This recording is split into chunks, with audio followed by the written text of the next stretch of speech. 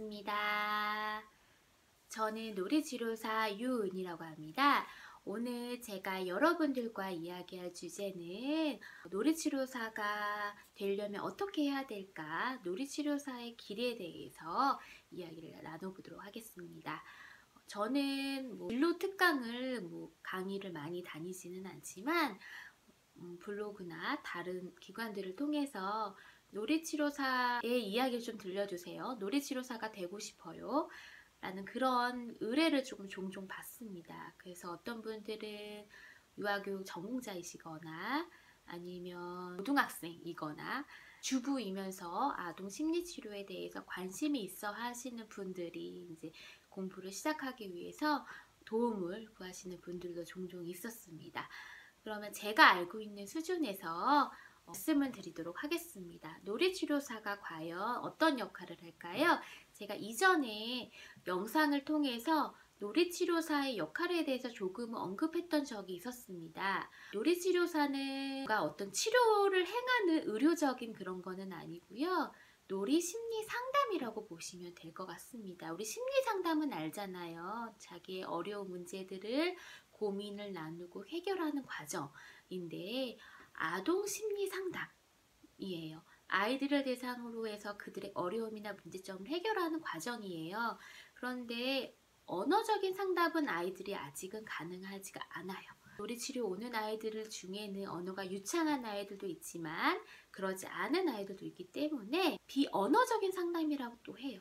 놀이라는 매체를 가지고서 상담을 한다.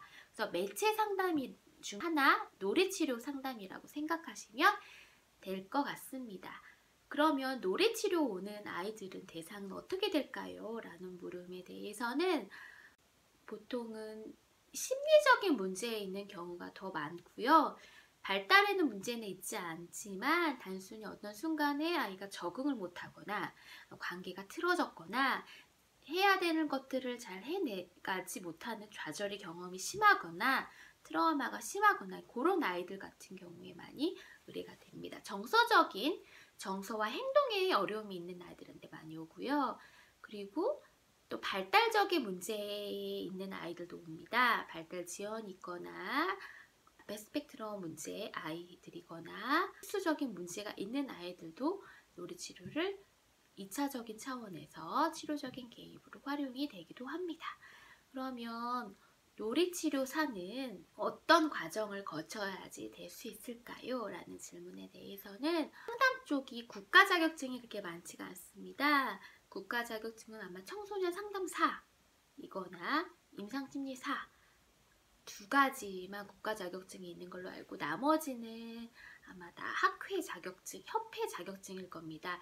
아무래도 좀 공신력이 있는 자격증군이라고 한다면 학회군입니다. 심리학 쪽이 따지면 상담학회나 한국심리학회, 발달심리학회 등등 이렇게 학회라고 하는 명칭을 정해진 곳이 좀 더 공신력이 있고요.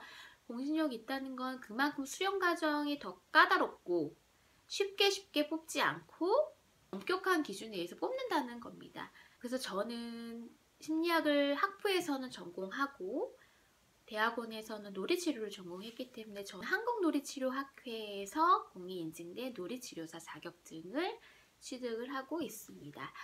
취득을 하기 위해서는 대부분의 학력들이 최소 석사 이상을 기반으로 해서 많은 훈련들을 받고 있습니다. 학회 자격증을 따기 위해서는 최소의 자격 기준이 석사 재학생 이상이기 때문에 대부분 일반적으로 센터나 병원에 계신 분들은 대부분 석사 이상이라고 생각하시면 될 것 같습니다. 석사 과정 중에 수련하면서 자격증을 얻게 되고 그러면서 취업도 하게 되고 수련생 신분일 때 또 취업을 하게 돼서 일을 하시는 부분도 계십니다. 그렇게 해서 경력을 쌓여져서 자격을 취득하게 되고요. 그래서 어떤 분들은 풀타임 잡으로 가기도 하고 어떤 분들은 파트타임 잡으로 가기도 합니다. 저 같은 경우는 여러의 기관의 특성에 맞게 좀 다양하게 경험을 하고 싶어서 병원에서 상담센터에서 언어치료기관에서 이렇게 여러 군데 이렇게 다양한 케이스를 접목하고자 일을 했던 적이 많이 있습니다.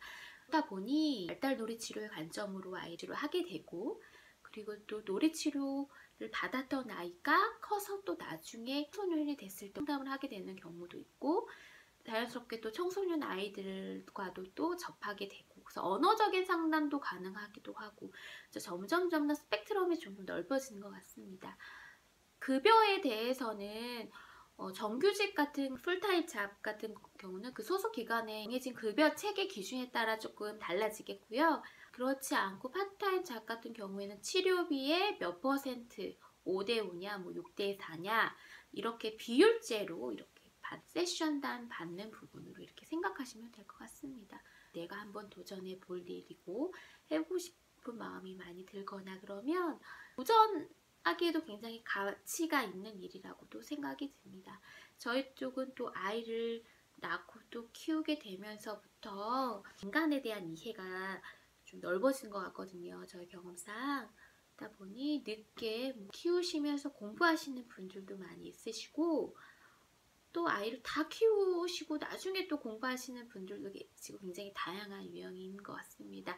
중요한 건 분명히 내가 아이들의 마음이나 아니면 아이들의 놀이나 아니면 아이들의 그 내면에 있는 것들을 이해하려는 그 동기가 되게 중요하기 때문에 본인이 그런 열정과 알고 싶은 마음들이 많이 있으시면 도전해 보시고 용기를 내셨으면 또 좋을 것 같습니다. 자, 이것은 심리스토리 놀이치료사의 길에 대해서 마쳤고요. 다음번에는 더 좋은 이야기로 찾아뵙겠습니다. 감사합니다. 저는 놀이치료사 유은이었습니다.